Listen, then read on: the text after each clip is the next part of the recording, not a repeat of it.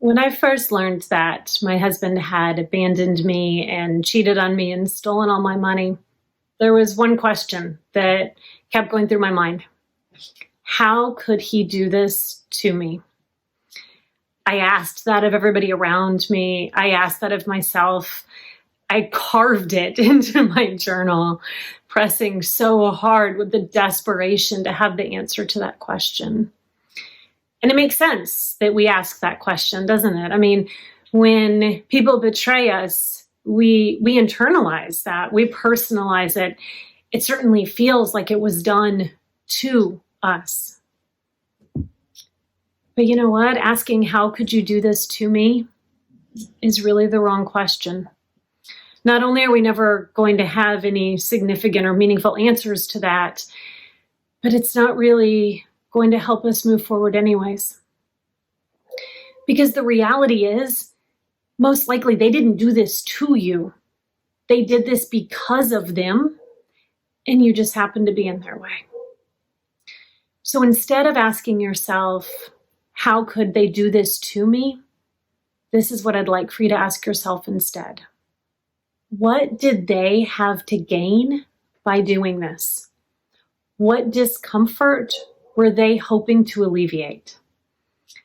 In my case, I was actually relieved when I found out my ex committed bigamy, because it made it so clear that whatever he was mixed up in was so much bigger than the marriage or me. And even though your situation hopefully isn't that extreme, still look for what they had to gain from doing whatever it is they did. Because the truth is, most people don't act in such a way to hurt others. They act to alleviate their own discomfort. And so look into what their discomfort was and how these actions, at least temporarily, helped to distract them or helped them turn away from whatever their discomforts are. This is a hard question, but a necessary one. And I give it to you in two parts because it depends on your particular situation. And so it's either, why did I not notice? Or why did I allow this? And I know in my case, I'll give you my situation. For me, I didn't notice. And the reason that I didn't notice is I was so afraid of losing him that anything that spoke of any kind of unhappiness or any sort of discord or anything that didn't match what I thought of him with who he was, I just didn't look at it. I kind of packaged it away. I dismissed it. I took his excuses too readily because I wanted so badly for them to be true.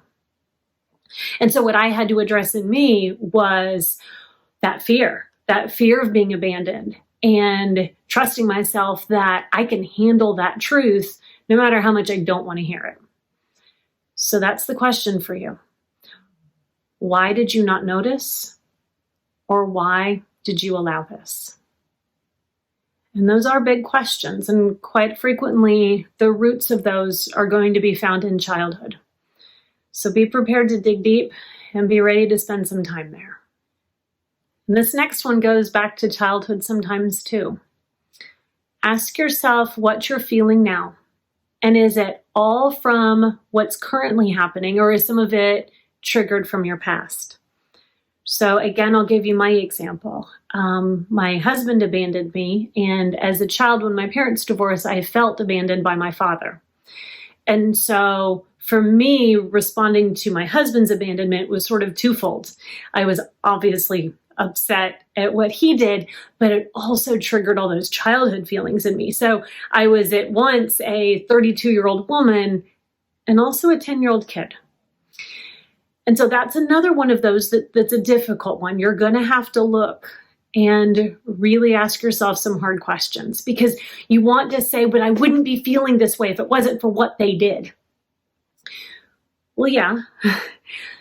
But you also might not be feeling the way you are about what they did if it wasn't for something else.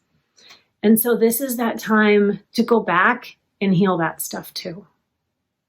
Another question, how will this impact me going forward? And what do I need to do in order to heal?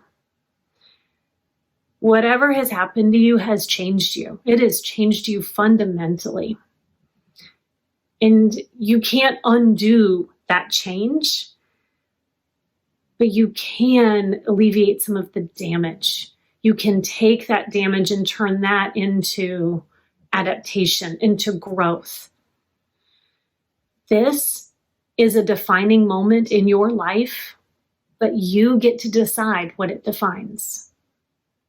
How can I avoid being in this position again?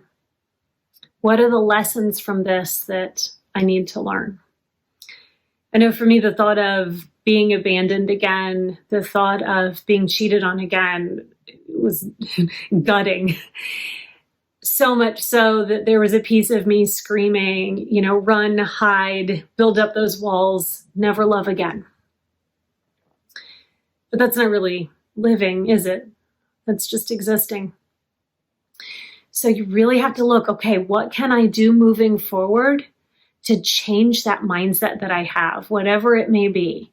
What do I need to learn from this? What can I apply so that I can try to either avoid this situation again or handle this situation in a very different way if it does happen again?